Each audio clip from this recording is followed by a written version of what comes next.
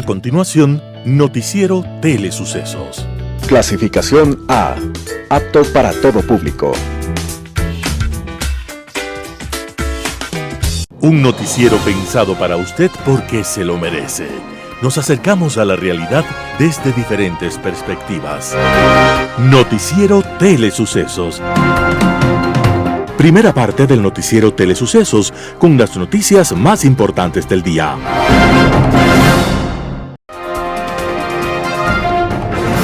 Un día como hoy. Después de muchos siglos de oscuridad en el pensamiento, Europa vivió una época iluminada en el arte, la ciencia y el pensamiento. Fue el Renacimiento.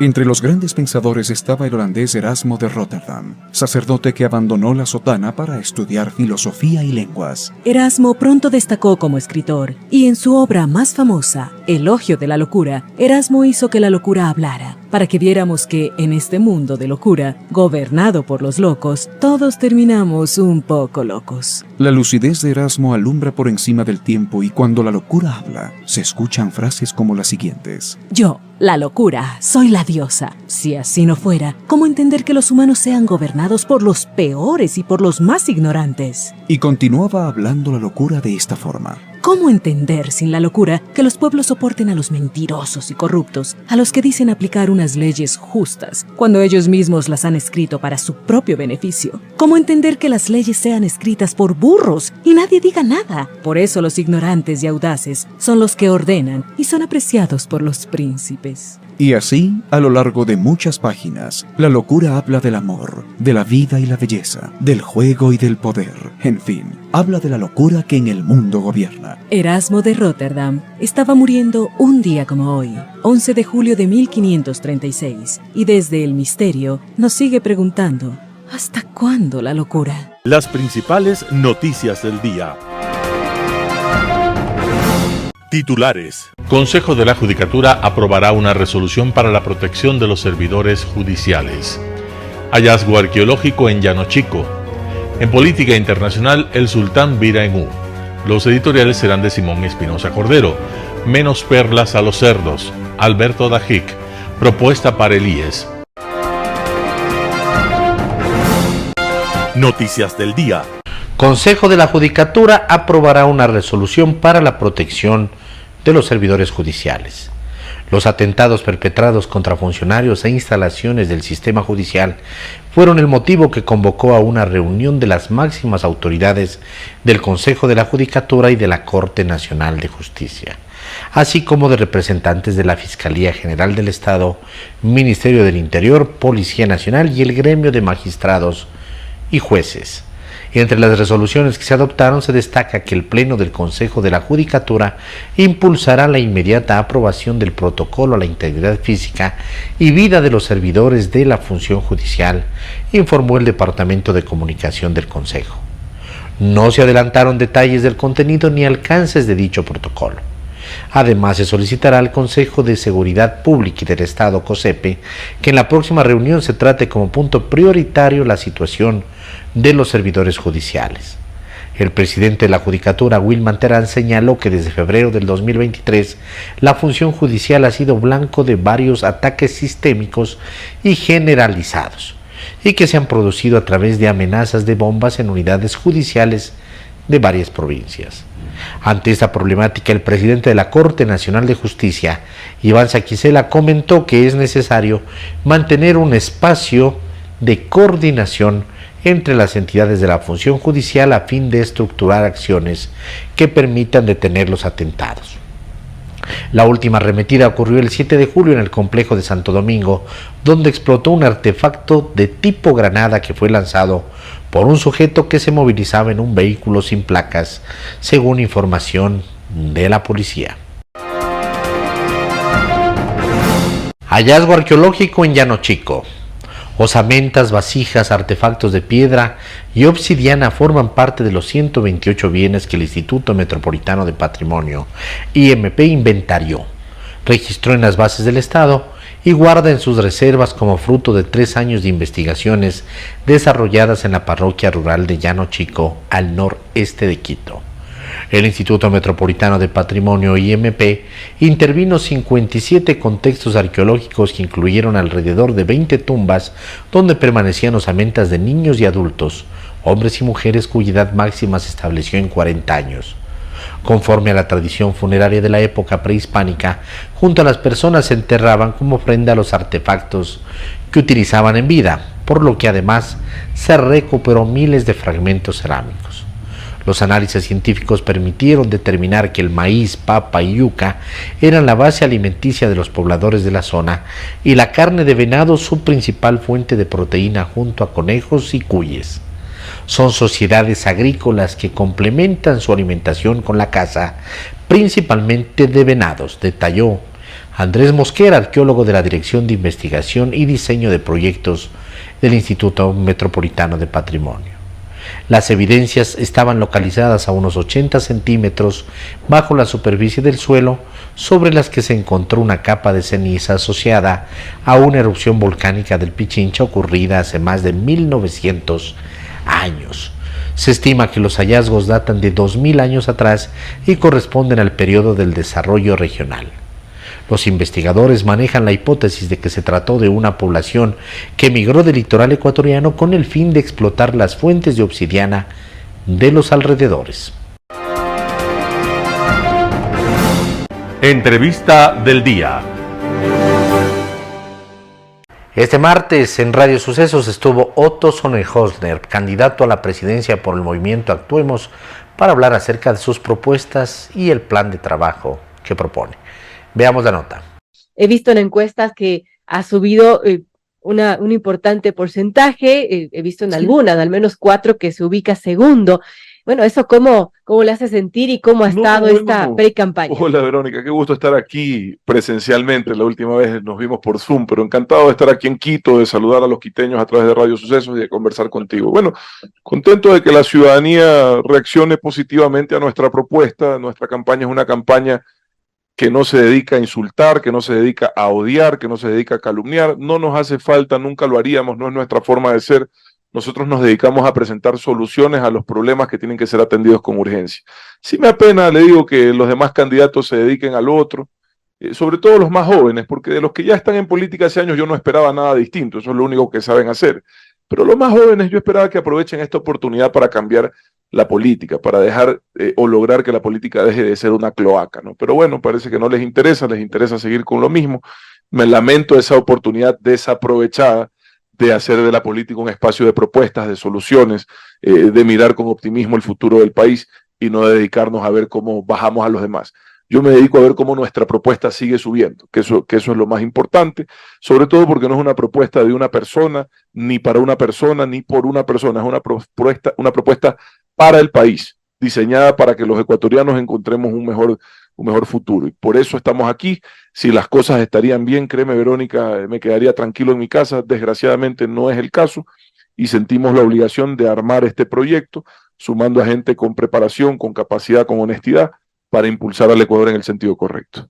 Bueno, importante lo que usted ha propuesto, Otto, un programa de gobierno basado en 3 propuestas principales: paz, plata y progreso. Cuéntenos un poco sobre ese tema que tiene la campaña. Ese es el resumen, digamos, de un plan de gobierno más amplio, que se resume en el objetivo que tenemos todos, el derecho de vivir en paz en nuestra propia tierra, ¿ya? Y eso pasa por recuperar la seguridad, luego llevar plata a los bolsillos, a los hogares, y eso pasa por reactivar la economía. No es una propuesta demagógica de decir voy a hacerlo aquí, no, sino reactivar la economía, que desde la inversión pública se pueda devolver los niveles de crecimiento económico que necesitamos para que la gente encuentre empleo adecuado, no precarizado. Y progreso tiene que ver con que el gasto social, la inversión social que hace el Ecuador llegue a quienes más lo necesitan, para que la educación sea pública de calidad, la salud sea de calidad, para que las transferencias monetarias directas, los bonos, lleguen a quien realmente la está pasando mal, a quien está en situación de vulnerabilidad, para que no falte medicinas en los hospitales. Creo que es un proyecto que lo que propone es recuperar todo lo que está mal, es decir, en infraestructura pública, sanitaria, vial, hospitalaria, y trabajar para que esa inversión pública reactive una economía y al mismo tiempo tener un plan concreto, que lo tenemos en seguridad, de control de cárceles, control de armas, respaldo al sistema judicial, creación de la unidad antiextorsión, que creemos que es fundamental para respaldar el trabajo que ya hace la UNACE, pero que se está quedando corta por cómo ha crecido el delito de secuestro y extorsión. Y combatir el dinero mal habido. Vamos a fortalecer la UAFE, vamos a ponerla a trabajar de la mano con el SRI para detectar lo que yo siempre digo que no se puede esconder, que es igual que la tos, el dinero mal habido, y poder pegarle ahí a los delincuentes donde más les duele. Es que una propuesta seria, viable, que no se basa ni en la mentira ni en la demagogia, sino en lo que creemos que es posible hacer en estos 15 meses de gobierno. Ahora, Otto, eso justamente, el tiempo es corto, y si es que usted llega a la presidencia de la República, ¿cómo hacer todo lo que propone en tan pocos meses? Mire, el tiempo es corto, sí, para hacer cosas tan importantes, y efectivamente no voy a mentir, ni voy a aprender a mentir a estas alturas de mi vida, digo la verdad. Es tiempo como para encaminar al Ecuador en el sentido correcto, no para hacer que el Ecuador resuelva todos sus problemas en 15 meses, no voy a mentir, pero para empezar a hacer las cosas bien, para atender las urgencias, sin duda que es tiempo suficiente.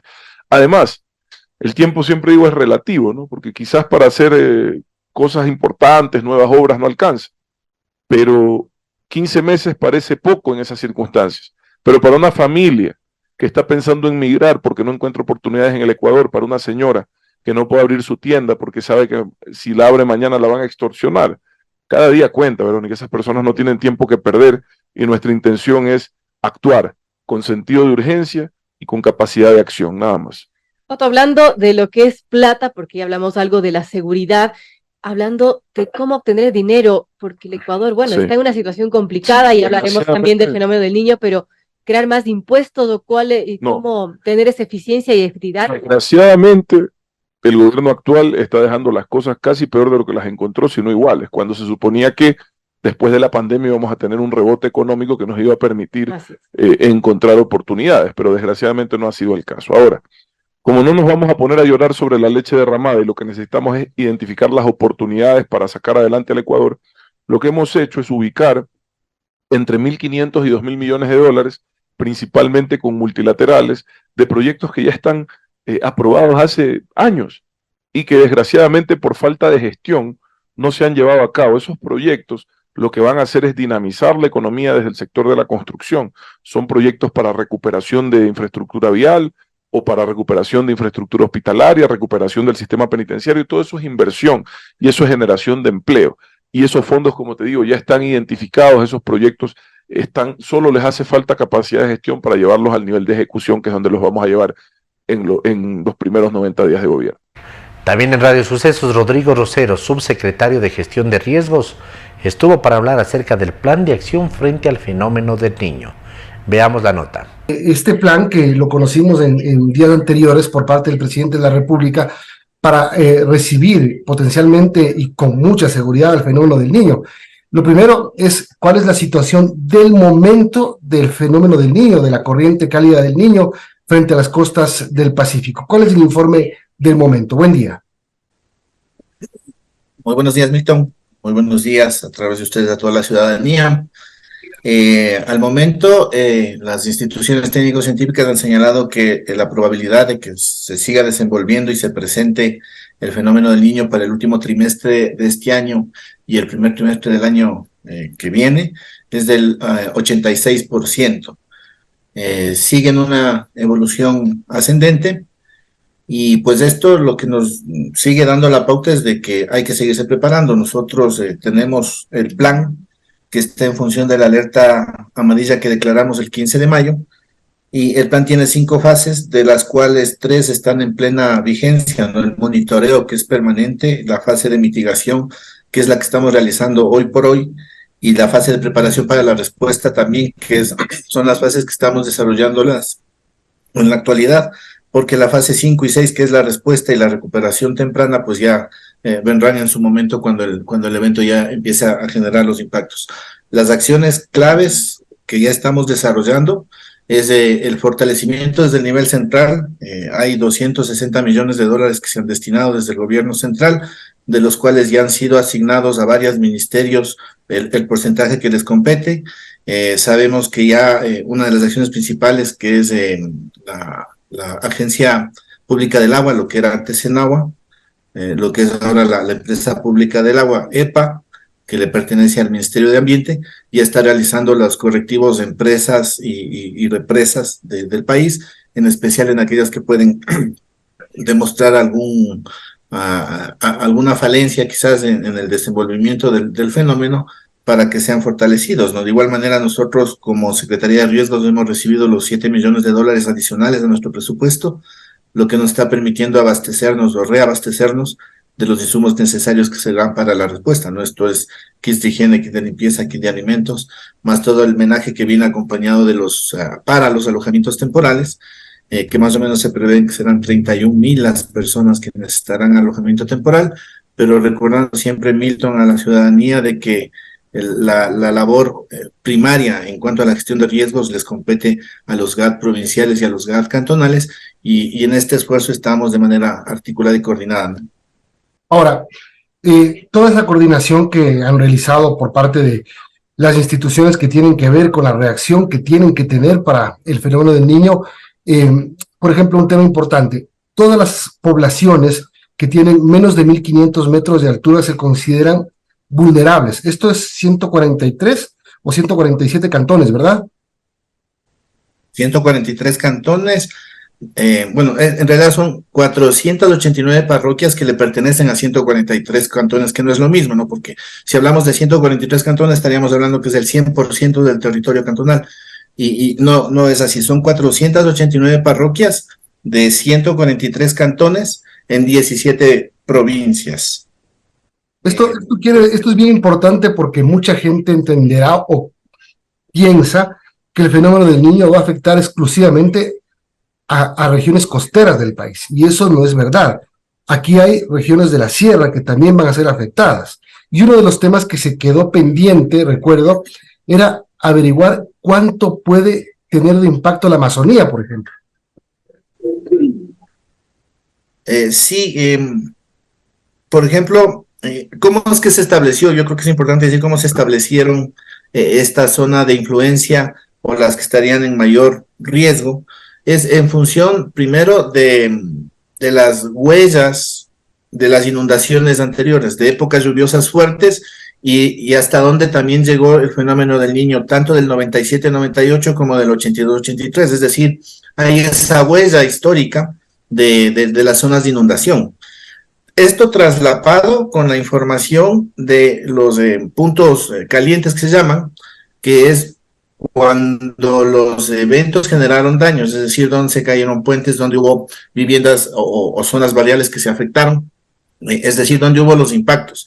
Mezclada estas dos información, traslapada estos dos tipos de información, la física, de donde llegó la mancha de inundación, con la vulnerabilidad de los impactos que se generaron, es que se estableció primero esta cota de 1.500 metros de altura sobre el nivel del mar, hacia abajo, que es donde donde ha habido la presencia del fenómeno del Niño, e históricamente en la zona amazónica no se han producido mayores impactos en época del fenómeno del Niño, porque los parámetros en Amazonía son distintos, ¿no? Hay corrientes de viento que vienen desde la Amazonía del Brasil, y eso da otro tipo de comportamiento climatológico en esta zona. No obstante, la preparación viene siendo nacional para enfrentar el fenómeno del Niño, y también queremos clarificar que si hay territorios que estén sobre los 1.500 metros de altura sobre el nivel del mar, que se vean afectados por el fenómeno del Niño, no es que van a quedar por fuera, sino que nos estamos preparando para un proceso integral. Es como decir, de una época lluviosa fuerte, ¿no? Porque usted sabe, ustedes son testigos de que todos los años, en las épocas lluviosas, el Estado Central, a través de la Secretaría de Riesgos, lo que hace es ir a complementar y ayudar en la respuesta a los diferentes GATs y en cualquier evento adverso que se presente, ¿no? En Quito TV, Valeria Coronel, secretaria de Cultura del Distrito Metropolitano de Quito, nos hace la invitación a revisar la agenda cultural por el Verano de las Artes. Valeria Coronel, bienvenida. Usted es la secretaria de Cultura del Distrito Metropolitano de Quito. Vamos a conocer un poco porque existe una agenda cultural para este verano precisamente, donde además los chicos están de vacaciones, muchos padres también, mucha gente adulta también saca vacaciones, aprovechando las vacaciones de los hijos, y pueden disfrutar de una agenda que es gigantesca y bastante completa. ¿Cómo está? Bienvenida. Gracias, David, qué gusto estar aquí y saludar a todos. Sí, en realidad el primer trabajo nuestro desde que entramos a la Secretaría de Cultura fue recoger una serie de iniciativas de participación de actores culturales y artistas para el espacio público que querían participar de lo que en un tiempo se llamó el Agosto de las Artes, y que ahora lo conocemos como el Verano de las Artes, la cultura y el deporte.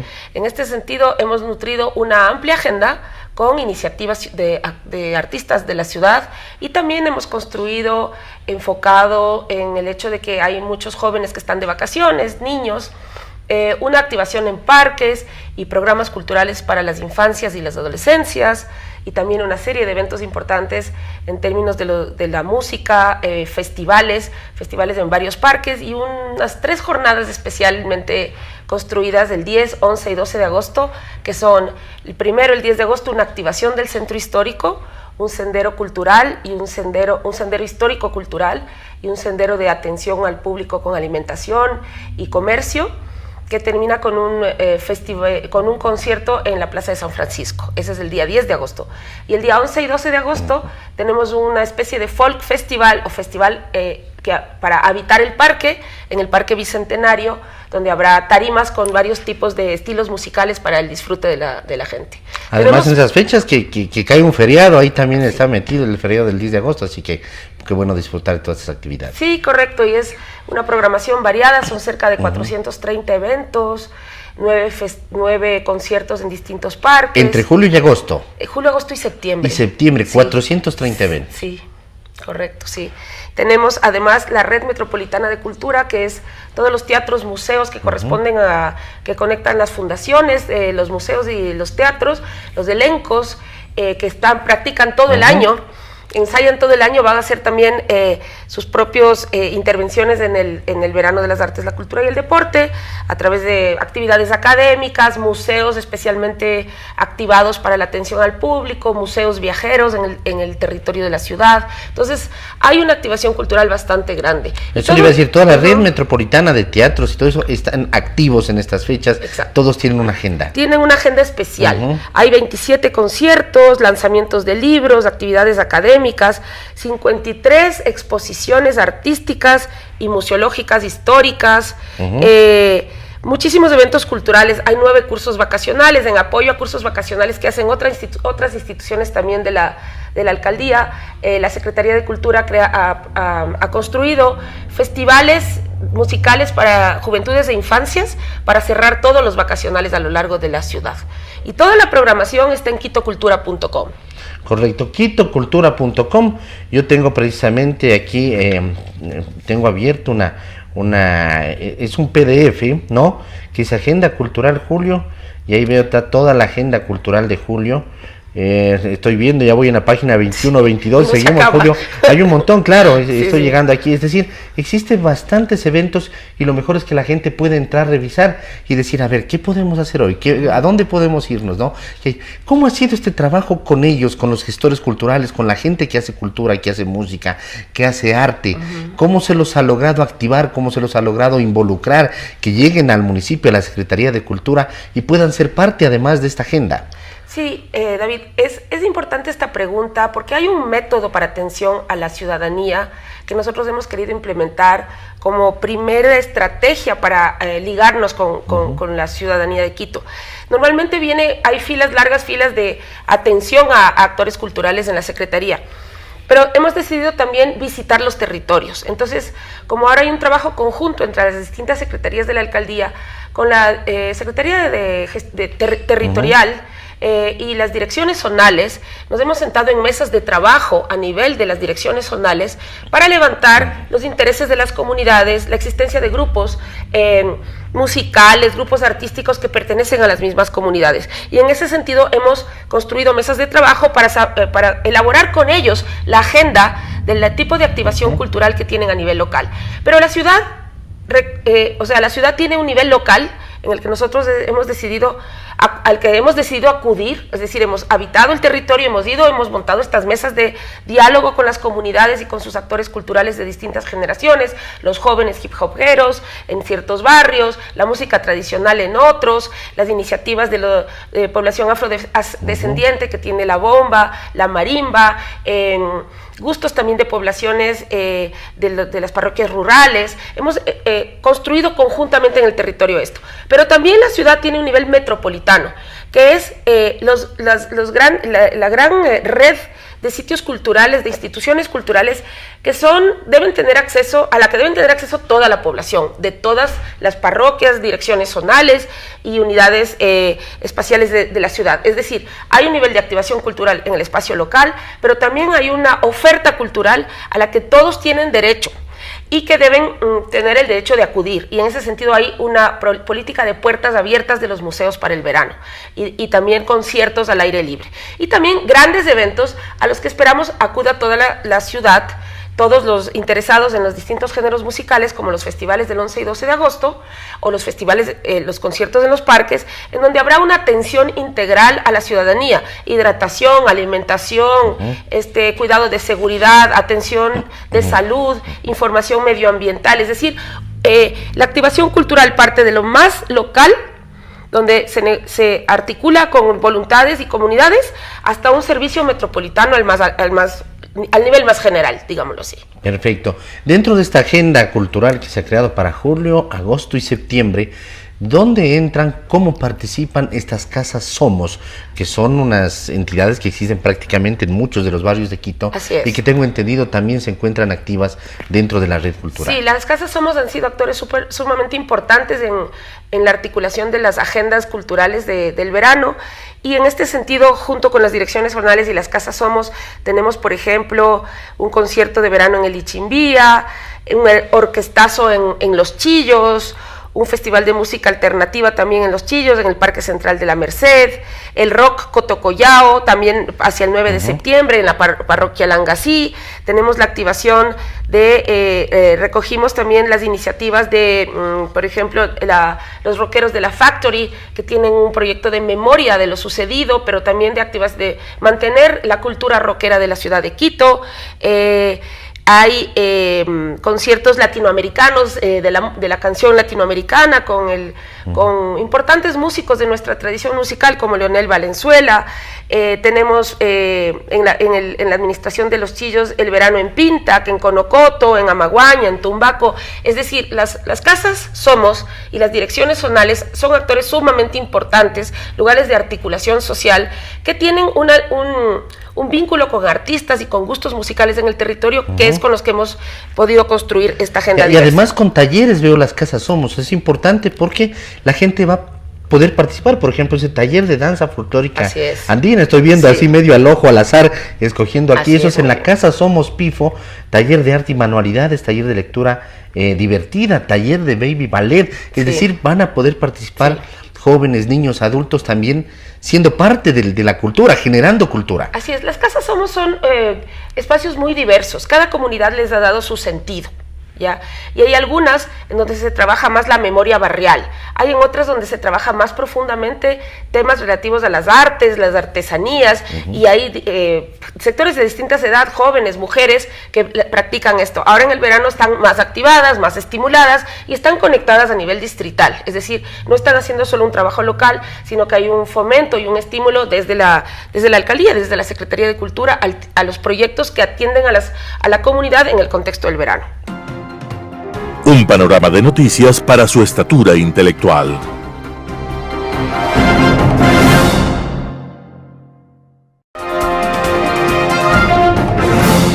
Global Hoy con Alan Cate. El sultán vira en U. Erdogan, el sultán turco que acabó hace muy poco de imponerse en unas elecciones que se auguraban muy estrechas, pero que no lo fueron tanto, sobre una coalición opositora que había logrado presentarse unida, algo tan insólito allá como en nuestras latitudes, habría dado para pensar que el líder turco seguiría en el curso que había mantenido hasta entonces en su política exterior, y que le había dado muy buenos resultados en su imagen casa adentro que buscó proyectar de cara a las elecciones pasadas al mostrarse como un actor de talla internacional, hasta ser visto como árbitro y buen componedor en la guerra entre Ucrania y Rusia. Su iniciativa para lograr el acuerdo de exportación del grano ucraniano resultó exitosa y ha permitido hasta el presente que los despachos de grano se hayan mantenido estables, ayudando en algo a mantener los precios de granos en el mundo y a Naciones Unidas el poder mantener el abastecimiento de ayudas alimentarias a varios países que atraviesan graves crisis humanitarias en África y Medio Oriente. Igualmente, su juego a tres bandas con Rusia, la Unión Europea y su área de influencia Oriente Medio, le dejó esencialmente manos libres en su relación con Azerbaiyán, de gran importancia para Turquía, en su conflicto con Armenia, tradicional aliada de Rusia, y sobre todo en su enfrentamiento con el movimiento kurdo, tanto al interior de Turquía como en el norte de Siria e Irak. En efecto, ha obtenido el alejamiento europeo de la causa kurda en un duro pulso en torno al tratamiento del asilo, en Suecia y Finlandia particularmente, de sus opositores kurdos del PKK considerados por Erdogan como terroristas. El nacionalismo turco, que se agrupa en torno al islamismo y a la memoria imperial turca, cerró encantado filas alrededor de su líder, que les devolvió un sentido de importancia y pertenencia en un mundo que por mucho tiempo había mirado a Turquía por encima del hombro.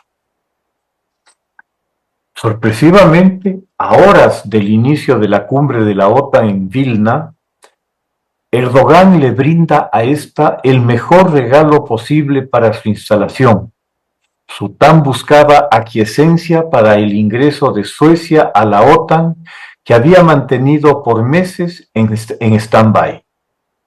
A la vez que un triunfo de gran importancia para la Alianza Atlántica, es un serio revés para Rusia, que ve cómo se han desgranado sus objetivos geopolíticos detrás de la agresión a Ucrania. Ya el ingreso hace unos meses de Finlandia a la OTAN logró que las fronteras de Rusia con esta pasen de 750 kilómetros a 2100 y que la alianza incorpore un nuevo miembro. El ingreso de Suecia agrega otro miembro, pero además completa un muy efectivo bloqueo del mar Báltico, tanto aéreo como marítimo, en el evento de un conflicto. El enclave ruso de Kaliningrado queda así más expuesto que nunca antes. Haber logrado el abandono de la histórica neutralidad tanto de Suecia como de Finlandia da la medida del recelo y desconfianza que la política rusa ha logrado despertar entre sus vecinos. Tres de los proclamados objetivos rusos, el evitar el supuesto cerco del país, la congelación del crecimiento de la OTAN y el avance de esta hacia el este, han fracasado estrepitosamente. Casi de manera simultánea, Erdogan recibió la visita del presidente Zelensky, a quien le dio también un regalo de enorme importancia y valor simbólico al devolver a Ucrania varios combatientes del batallón Azov, quienes se cubrieran de gloria como los últimos defensores de Mariupol en la planta de Azovstal. En este momento, cuando la ofensiva ucraniana no termina de despegar, la liberación de estos curtidos comandantes ha sido motivo del júbilo nacional, recibiéndolos como héroes vivientes en un país que ha producido ya muchos durante el conflicto que les ha sido impuesto. Condescendientemente, el Kremlin ha expresado la opinión de que Turquía ha recibido mucha presión para actuar así. Resulta bastante complejo analizar el porqué de estos realineamientos de Erdogan en su política exterior, pues ha dado paso a que se produzca el ingreso sueco a la OTAN sin una promesa en firme, ni del ingreso ni de una posible fecha para este ingreso de Turquía a la Unión Europea, uno de los más importantes objetivos de la política exterior turca. Asumir en Erdogan un desprendimiento desinteresado no cuadra en forma alguna con el personaje, así que algo se escapa del análisis. Trascendiendo el tema con la Unión Europea, Erdogan habrá sopesado la creciente debilidad rusa y su consiguiente dependencia respecto de China, que se va transformando a gran velocidad en vasallaje, asunto que choca con sus aspiraciones de resucitar, o al menos proyectar la influencia turca en Asia Central, en las exrepúblicas soviéticas que son mayoritariamente de origen túrquico en sus lenguas, religión y cultura. Con el declive ruso, quien tratará a toda costa de imponer su influencia en la región será China, con las experiencias que están a la vista en Xinjiang de persecución religiosa y limpieza cultural emprendidas por China contra las minorías de musulmanes uigures y kazajos, además de otros grupos islámicos al interior de China. Probablemente tampoco estará interesado en que el final del conflicto lo encuentre en el campo del perdedor, por lo que empieza a poner tierra de por medio. Tampoco debe dejar de considerar que para Turquía es mucho más importante su relación comercial con Europa que con Rusia, y que el declive económico ruso hará que la situación se extreme aún más a futuro. La migración en Turquía es hacia Europa desde hace décadas, no hacia Rusia, y las remesas constituyen importante ayuda para muchos ciudadanos mayores que dependen de estas para sobrevivir. Ciertamente, la grave crisis económica que vive Turquía es el principal riesgo a futuro para la continuidad de la tendencia política del islamismo nacionalista turco, y para que se la pueda enfrentar, Turquía requiere apoyo del dinero europeo y norteamericano, algo imposible de obtener de una Rusia cada vez más ahogada. Finalmente, y esto no es más que especular, Rusia ha preferido consolidar su alianza con la teocracia iraní, que se ha convertido en un decisivo proveedor de equipamiento militar en momentos en que la capacidad productiva rusa no termina de cubrir sus necesidades. El alcance del acuerdo incluye, al parecer, la instalación de una fábrica de drones iraníes en la propia Rusia. Turquía, por su parte, ha estado desde un inicio proveyendo drones a Ucrania, que fueron decisivos para detener al inicio de la guerra a los invasores rusos que intentaron tomar Kiev. Ya había rumores acerca de acuerdos de cooperación entre Ucrania y la fábrica Baikar, que se confirmaron con los anuncios de la construcción de una planta en Ucrania de los drones de ataque Bayraktar. La empresa, casualmente, es propiedad del yerno del presidente Erdogan, obviamente un plus muy interesante. El resumen final muestra un gran perdedor y varios posibles beneficiarios. Las noticias del encuentro de Putin con su chef no le auguran ningún buen menú. Muchas gracias. Editorial. Menos perlas a los cerdos, artículo de Simón Espinosa Cordero. No me hables demasiado sobre religión, pero déjame ver la religión en tus acciones, nos señala León Tolstoy convocando la necesaria coherencia entre el postulado y los quehaceres humanos. No en vano el autor de Guerra y Paz y Anna Karenina, junto a Dostoyevsky, es considerado como la cúspide del realismo literario universal. Quizá el actual pontífice de la Iglesia Católica, inspirado en Tolstoy, encuentre la debida coherencia evitando tanta efusividad y diligencia como de las que hizo gala al recibir, hace pocos días en la Casa de San Pedro, sin desenfado y con el aplomo de quien ignora el mal, a Díaz-Canel, dictador de Cuba, para constatar las buenas relaciones bilaterales, como lo hiciera en otro momento con Maduro, que no faltaba más, es otro descarnado dictador.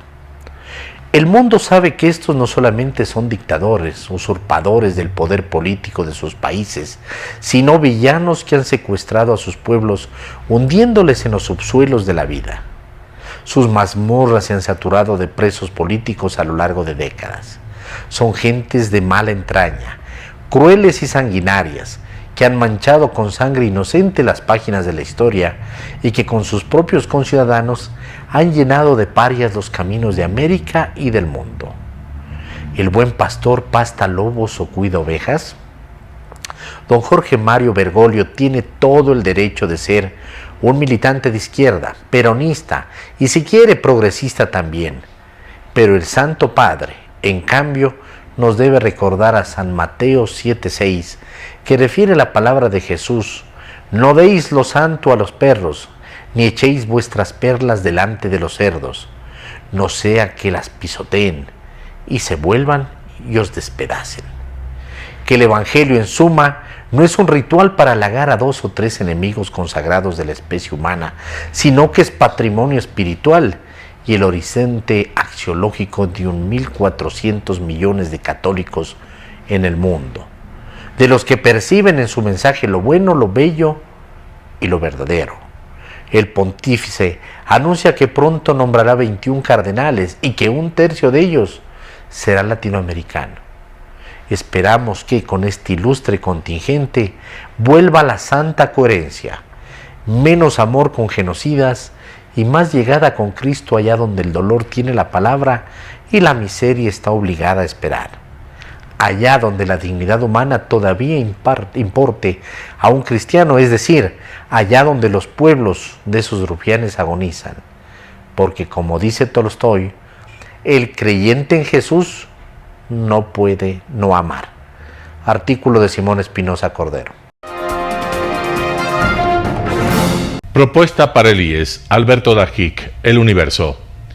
La comisión encargada de presentar una propuesta para solucionar el gravísimo problema de la seguridad social ecuatoriana, en especial el del IVM, Fondo de Invalidez, Vejez y Muerte, ha concluido su trabajo y ha presentado a la sociedad ecuatoriana una propuesta que abre un camino de rescate de esa herramienta vital de justicia social y de equidad. El IES, Instituto Ecuatoriano de Seguridad Social, tiene servicios de salud para los afiliados y sus familiares y tiene un sector o división que se encarga de las pensiones de los jubilados y de las cesantías. El IVM está actualmente quebrado. Sus finanzas son insostenibles. Aunque el Estado le pagara todo lo que le debe, cosa imposible, pues no hay fondos para ello, y aunque el Estado aporte a futuro el 40% del valor de las pensiones, cosa también inviable fiscalmente, el IVM seguirá teniendo un déficit básico de operación, con lo cual no alcanzaría a pagar las pensiones de los jubilados. Muchas son las causas para esto. En primer lugar, la absurda disposición legal que obliga al Estado a aportar ese 40% y el Estado no tiene fondos. En segundo lugar, una crisis fiscal permanente que se da por mantener subsidios regresivos y una baja carga fiscal que hace que los gobiernos hayan echado mano a los recursos del IES para colocarle bonos. A su vez, como en el Ecuador las tasas de interés son controladas e irreales y como no se negocian los bonos del Estado transparentemente, sino que se los coloca a la fuerza en organismos del Estado, esos papeles no tienen mercado y por lo tanto el problema fiscal convertido en bonos que se obligó al IES a adquirir se transforma finalmente en la crisis del mismo, que no puede de ninguna manera hacer líquidos esos papeles. En tercer lugar, la demagogia y el populismo que a través del tiempo han ido generando una serie de prebendas absurdas. El 100% del último salario, como aportar sobre 12 salarios para recibir luego como jubilado 14 mensualidades, como permitir que el afiliado se jubile con el promedio de los mejores 5 años de aportación, que es totalmente ilógico. La baja edad de jubilación en ciertos casos es también un problema. Finalmente, las realidades demográficas nuevas, que son implacables en hacer muy crítica la relación entre aportantes y jubilados. El estudio realizado por la Comisión busca cómo resolver los problemas en la forma menos dolorosa posible, respetando los derechos adquiridos de los jubilados. Ya salieron voces que, sin haber leído o estudiado el documento, se han opuesto por definición o por ADN. Estas posturas son absurdas. El país debe estudiar esta propuesta y entender que si el tema de la seguridad social no se resuelve, puede arrastrar a toda la sociedad a una crisis de incalculables proporciones, con implicaciones económicas, políticas y sociales sencillamente impredecibles. La colectividad ecuatoriana está puesta a prueba. Si no logramos un diálogo serio, demostraremos que preferimos morir a sobrevivir y que por lo tanto tenemos algo en nuestro país que nos hace absolutamente irracionales y que sería imposible explicar. Alberto Dasquic, El Universo. Noticias internacionales. Turquía retira su veto a Suecia y respalda su candidatura para ingresar a la OTAN. Tras meses de oposición, el presidente de Turquía, Recep Tayyip Erdogan, aceptó dejar de lado su veto y recomendar a su parlamento que la solicitud de Suecia siga adelante. Un paso hacia la unidad que los líderes occidentales han estado ansiosos por demostrar ante la invasión rusa de Ucrania. El jefe de la OTAN, Jens Stoltenberg, fue claro sobre los beneficios. This is good for all of us. This is good for Sweden. Sweden will become a full member of the alliance. It's good for Turkey, because Turkey is a NATO ally that will benefit from a stronger NATO. And then, of course, it's good for the whole alliance. La adhesión de Suecia a la OTAN tiene que ser respaldada por unanimidad, por lo que una Turquía reticente, debido a las simpatías de Suecia hacia los separatistas kurdos, puso al presidente Erdogan en una posición de ventaja. Incluso sugirió que la adhesión de Turquía a la Unión Europea se vinculara a las negociaciones. El presidente del Consejo de la Unión Europea, Charles Michel, se negó totalmente. Sin embargo, un tuit de Michel decía que las relaciones Unión Europea y Turquía se han revitalizado tras conversaciones con Erdogan. El presidente Erdogan podría haber avanzado en su petición de aviones de combate estadounidenses F-16 durante las conversaciones mantenidas el fin de semana con el presidente Joe Biden. Alemania y el Reino Unido han acogido con satisfacción el éxito de Suecia. Hungría considera que es solo una cuestión técnica su ratificación al ingreso de Suecia en la OTAN.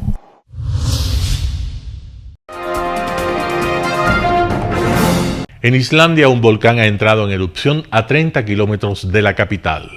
Un volcán ha entrado en erupción en Islandia a 30 kilómetros de Reykjavik, la capital del país. El volcán comenzó a hacer erupción el lunes por la tarde.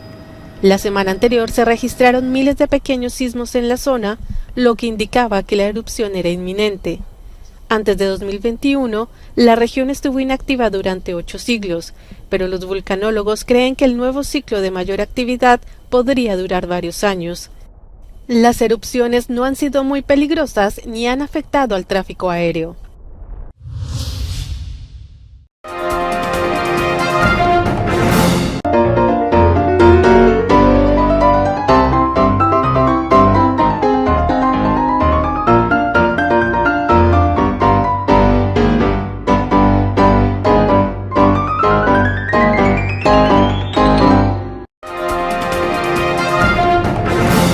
Telesucesos Sports. Deportes, deportes, deportes.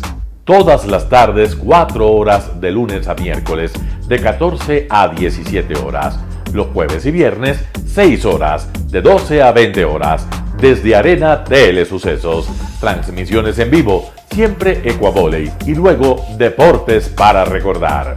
Todas las tardes, deportes en Telesucesos Sports, bajo la dirección del arquitecto David López. La visión objetiva de quien vive el deporte. Sucesos deportivos, visión de un equipo de opinión joven de comunicadores. Telesucesos, llegamos con nuestra señal a los sectores populares de nuestra ciudad. Quienes no tienen televisión por suscripción atenderán nuestra señal sin costo en Canal 29 UHF Telesucesos. Siempre ecuatorianos, resaltamos nuestra identidad. El básquet, esgrima, tenis de mesa, taekwondo, box y muchos deportes más en Telesucesos Sport, sin costo desde la comodidad de su hogar en Telesucesos Canal 29. Arena Telesucesos es una importante y funcional edificación cubierta dispuesta para la práctica y desarrollo de eventos del Ecuavóley. La transmisión de Telesucesos se podrá sintonizar además a través de Claro TV Canal 43, TV Cable Canal 73 y en redes sociales Facebook Live Telesucesos Quito y YouTube Telesucesos HD. Si deseas asistir a los encuentros en vivo de Ecuavóley, comunícate con nosotros a los números de teléfono 2021-224 o al 0989-973-725. Ven con tu familia y amigos a vivir la emoción del Ecuavóley. Anuncie en Telesucesos Sport y llegue con nosotros a lo más importante del deporte popular. Emoción sin límites los días jueves y viernes desde la comodidad de su hogar. Resaltamos nuestra identidad como ecuatorianos iniciando transmisiones en Telesucesos del Ecuavóley, que representa, luego del fútbol, el deporte más popular de nuestro país y el que practican los ecuatorianos residentes en muchos países del mundo.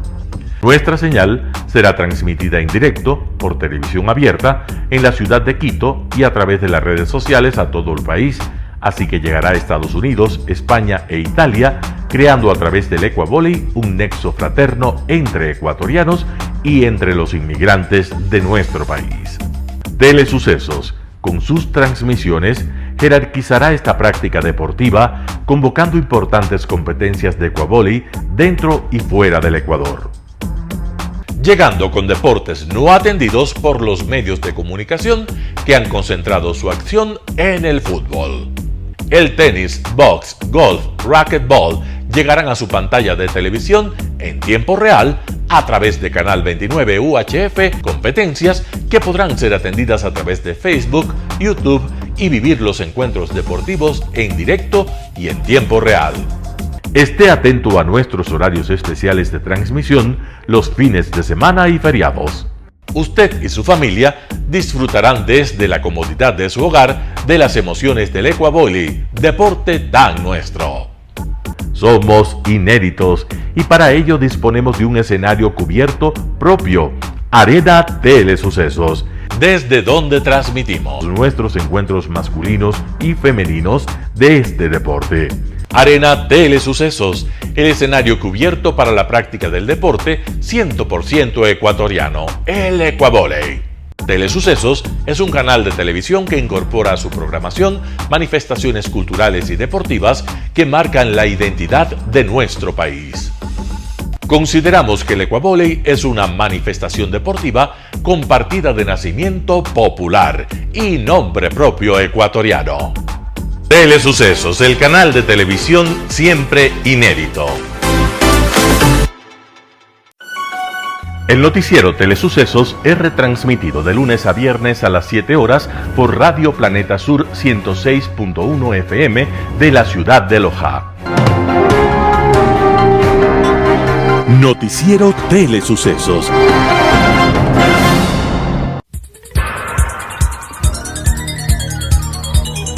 Las opiniones vertidas en este espacio por la producción y dirección del programa son de exclusiva responsabilidad de sus autores y de quienes intervienen en ellos.